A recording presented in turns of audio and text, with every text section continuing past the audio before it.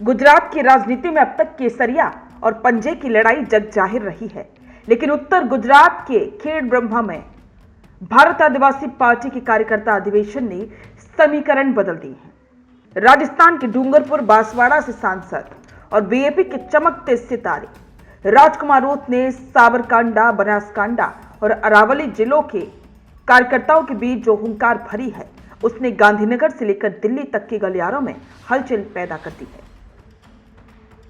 खेड़ ब्रह्मा में आयोजित इस अधिवेशन में केवल स्थानीय लोग नहीं बल्कि उत्तर गुजरात के 3 प्रमुख आदिवासी बाहुल्य जिले अरावली, साबरकांडा और बनासकांडा के हजारों कार्यकर्ता जुटे।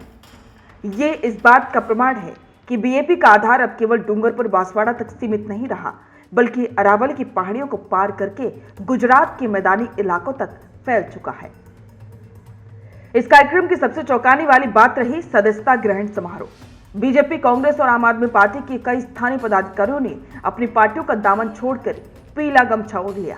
ये संकेत है कि आदिवासी समाज अब स्थापित राजनीतिक दलों के बजाय स्वशासन और अपनी पार्टी की विचारधारा की ओर आकर्षित हो रहा है। राजकुमार रोत ने स्पष्ट किया कि पार्टी अब केवल चुनाव लड़ने वाली मशीन नहीं, बल्कि गुजरात में एक मजबूत संगठनात्मक ढांचा तैयार कर रही है। प्रदेश अध्यक्ष और जिलाध्यक्षों की मौजूदगी में मिशन गुजरात के विस्तार पर विस्तृत रोड मैप तैयार किया गया। बैठक में भील प्रदेश की मांग और आदिवासियों के संवैधानिक अधिकारों पर विस्तार से चर्चा हुई। राजकुमार रोत का कहना है कि पार्टियां बदलती हैं, लेकिन आदिवासी स्थिति नहीं बदली, इसलिए अब अपना राज जरूरी है। यह अधिवेशन आगामी गुजरात विधानसभा चुनावों के लिए प्रारंभिक चेतावनी है। जिस तरह से उत्तर गुजरात के आदिवासी बेल्ट में बीजेपी ने पैठ बनाई है, उसने कांग्रेस के पारंपरिक वोट बैंक और बीजेपी के आदिवासी कार्ड के लिए चुनौती पेश कर दी है। खेड़ ब्रह्मा और बनासकांडा का ये इलाका राजस्थान की सीमा से सटा हुआ है। यहाँ की बोली, संस्कृति और पारिवारिक संबंध राजस्थान के उन क्षेत्रों से मिलते जुलते हैं जहां बीजेपी पहले से ही बेहद मजबूत है। राजकुमार रोत जानते कि सीमावर्ती प्रभाव के जरिए वे आसानी से गुजरात में प्रवेश कर सकती। उत्तर गुजरात का आदिवासी बेल्ट कभी कांग्रेस का अभेद्य किला हुआ करता था, लेकिन पिछले कुछ चुनावों में कांग्रेस की ढीली पकड़ का फायदा उठाकर बीजेपी ने यहां जगह बनाई। अब बीजेपी उसी वैक्यूम को भरने की कोशिश कर रही है।